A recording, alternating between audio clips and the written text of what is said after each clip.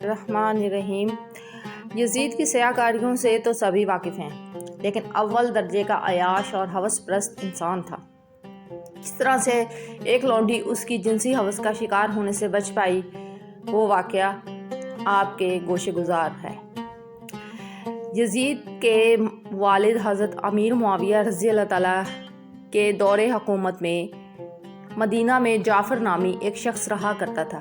یہ مدینہ کا ایک دولت مند، معزز اور بااثر انسان تھا۔ امیر ہونے کے ساتھ ساتھ پورے مدینہ شہر میں بہت زیادہ مشہور بھی تھا، لیکن اس کی وجہ شہرت اس کی عمارہ نامی ایک کنیز تھی، جو حسن و جمال میں اپنا ثانی نہ رکھتی تھی۔ مدینہ بھر میں اس کی شہرت تھی اور لوگ عبداللہ کو خوش قسمت خیال کرتے تھے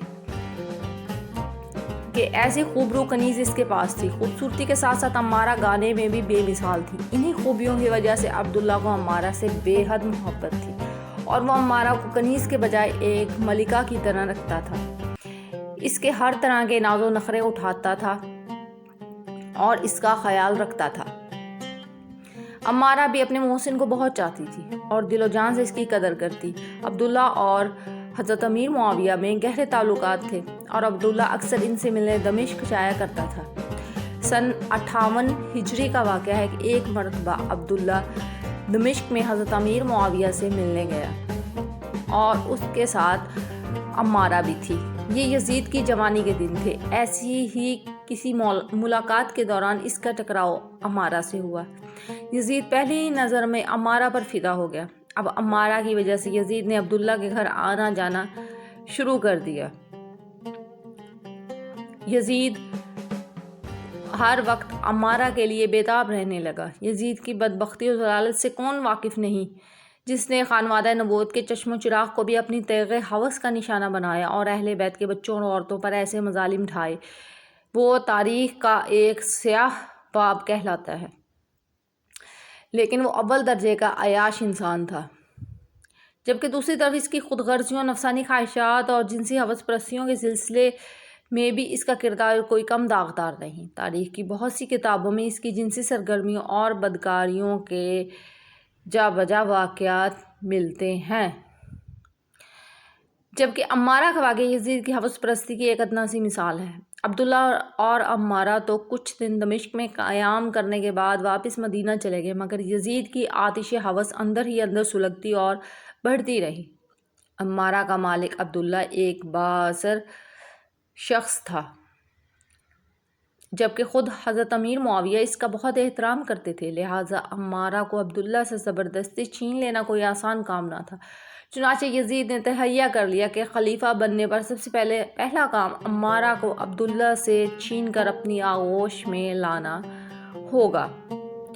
چنانچہ پھر اس نے اس پر عمل درآمد شروع کیا۔ یزید تخت پر بیٹھ گیا۔ اس کے باوجود وہ عمارہ کا بزور قوت حاصل نہ کر پایا۔ عبداللہ کوئی معمولی آدمی نہ تھا، اس کے ہمدردوں کا حلقہ بہت وسیع تھا۔ اس سے دشمنی مول لینا آسان کام نہیں تھا۔ انہی دنوں یزید کی شناسائی عراق میں رہنے والے ایک چرب زبان شخص سے ہوئی، جو اپنی دل پسند باتوں سے ہر کسی کا دل مول لینے میں ماہر تھا۔ اسے دھوکہ دہی اور فریب کاری میں بھی خاصی مہارت حاصل تھی۔ یزید نے اس کو اپنے دل کی بات بتائی اور کہا کہ اگر عمارہ کو بغیر کسی جھگڑے کے حاصل کر لیا جائے تو تمہیں منہ مانگا انعام دوں گا۔ اس بات پر اس عراقی نے جواب دیا کہ یہ تو میرے بائیں ہاتھ کا کھیل ہے، اور شاہی خزانے سے بہت بڑی رقم لے کر وہ اس مہم پر روانہ ہو گیا اور اس رقم کے ذریعے اس نے تجارت کی، اشیاء، چند اونٹ خریدے، ایک تاجر کا بھیس بنا کر مدینہ شہر میں داخل ہوا۔ یہاں پہنچ کر اس عراقی نے عبداللہ سے کچھ دن اس کے گھر ٹھہرنے کی اجازت مانگی۔ عبداللہ ایک بامروت شخص تھا، ویسے بھی عرب لوگوں کی مہمان نوازی سے تو سبھی واقف ہے، چنانچہ اسے اپنا مہمان بنا لیا۔ اس عراقی شخص نے اپنی شاطرانہ باتوں کی بدولت عبداللہ کو ایسا متاثر کیا کہ جلد ہی دونوں بہت گہرے دوست بن گئے۔ عبداللہ اسے اکثر اوقات اپنے مکان میں لے آتا۔ ایک رات عبداللہ نے اسے اپنے ہاں گھر کھانے کی دعوت دی، لذیذ غذاؤں اور پرلطف میووں کے ساتھ ساتھ شراب کے دور بھی چلے۔ محفل کے اختتام سے قبل عبداللہ نے عمارہ کو طلب کیا۔ یہاں عمارہ نے اپنی دلکش آواز اور حسن خداداد کا ایسا مظاہرہ کیا کہ عراقی بھی اس سے متاثر ہوئے بنا نہ رہ سکا۔ گانا ختم ہوا اور عمارہ اندر چلی گئی۔ اب عراقی نے عبداللہ اور اس کی کنیز کی تعریفوں میں زمین و آسمان کے کلابے ملا دیے۔ جب اچھی طرح عبداللہ کا اعتماد حاصل کر چکا تو بولا کہ اس کنیز کی خاطر میں اپنی زندگی بھر کی پونجی تمہیں دینے کو تیار ہوں، جو 10,000 اشرفیاں ہیں۔ میرے دوست منع مت کرنا، یہ ایک بہت بڑی رقم تھی۔ جبکہ عبداللہ اس وقت مکمل نشے کی حالت میں تھا، وہ عراقی کی بات مان گیا۔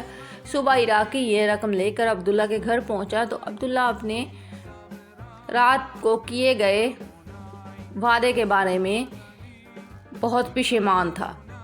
وہ اس پر قائم نہ رہا، کسی بھی صورت وہ عمارہ کو چھوڑنے پر تیار نہ تھا۔ اب عراقی نے اسے مقدمے کی دھمکیاں دینی شروع کی۔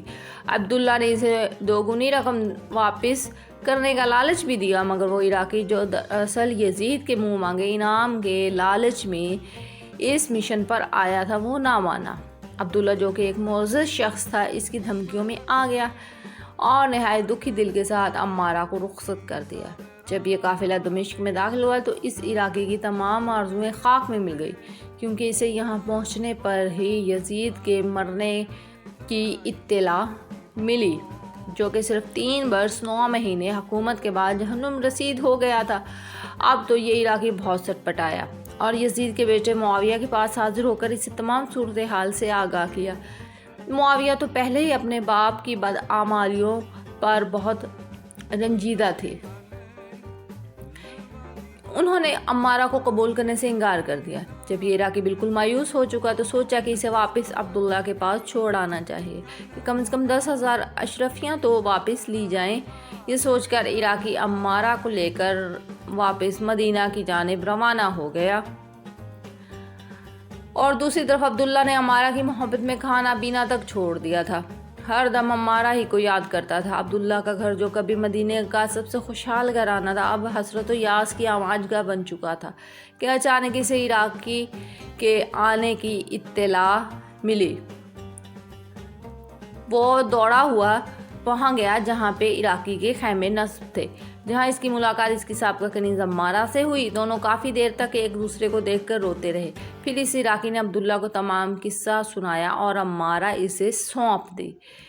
چنانچہ عمارہ اور عبداللہ پھر سے ایک ہو گئے۔ عبداللہ نے اس احسان کے عوض عراقی کو 10 کے بجائے 20,000 اشرفیوں سے نوازا۔ اس خوشی کے موقع پر عبداللہ نے ڈھیروں دولت صدقہ و خیرات کی غریبوں